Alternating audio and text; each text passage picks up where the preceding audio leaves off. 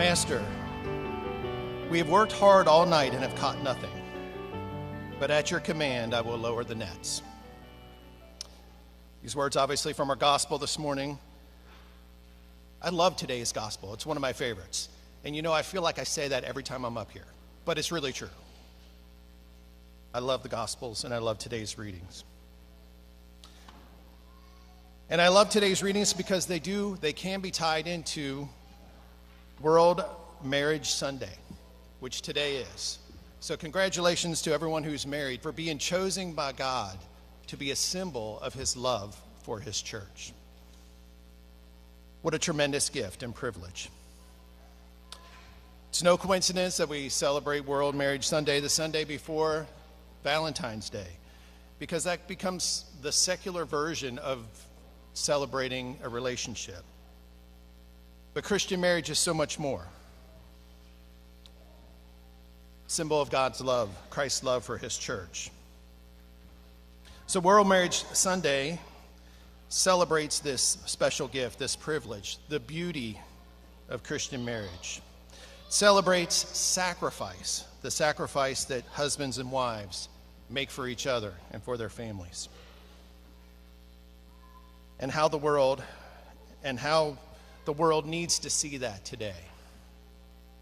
And again, we'll tie that into today's gospel reading. So to the gospel, my two favorite parts of today's readings. While the crowd was pressing in on him, the Bible says Jesus got into one of the boats belonging to Simon and asked him to put out a short distance from the shore. So the key there, the thing I love about that, the boldness of Jesus. You notice he didn't ask Simon if he could get into his boat. He just got in the boat. And the Bible doesn't say this specifically, but I think it makes sense that Jesus was just saying, Simon, I need to get into your space today. And you can imagine Simon going, dude, what are you doing in my boat? We've had a long night. I'm not happy. We didn't catch anything. We've been working hard and we didn't make any money. And this is my space. This is my boat. You don't need to be in my boat. This is mine. And I can just imagine Jesus thinking, oh, Peter, trust me, it's all mine. And then Jesus asked them to go out, obviously, and to put out into the deep. And then Simon's reply, Master, we've worked hard all night and have caught nothing. But at your command, I will lower the nets. And I just imagine Peter is saying, look, all right, Jesus, I let you in my boat.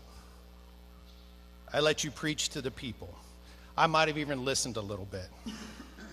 But don't go telling me how to fish. I've been fishing all my life. You're good at this preaching stuff, but trust me, I know how to fish. And we've been out all night. Take my word for it. There are no fish. And then, of course, the miracle happens.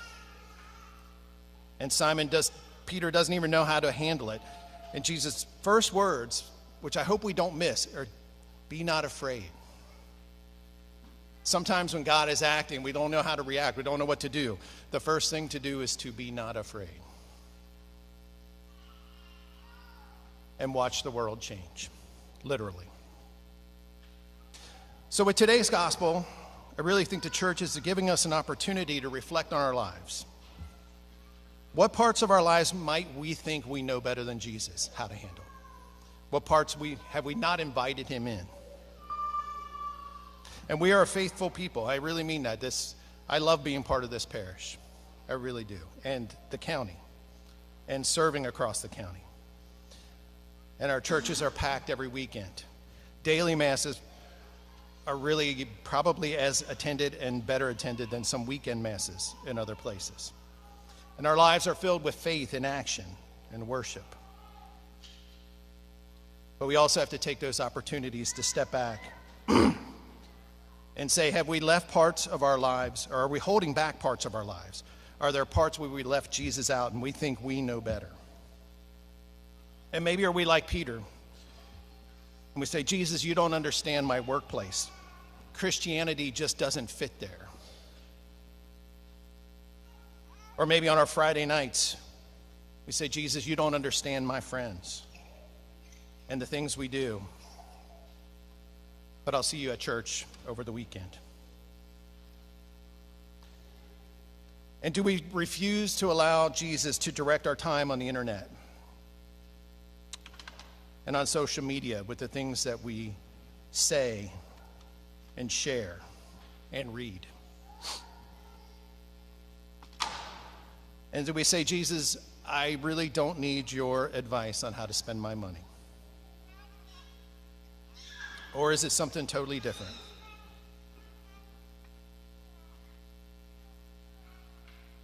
And then on today, World Marriage Sunday, are we allowing Jesus to drive our vocation?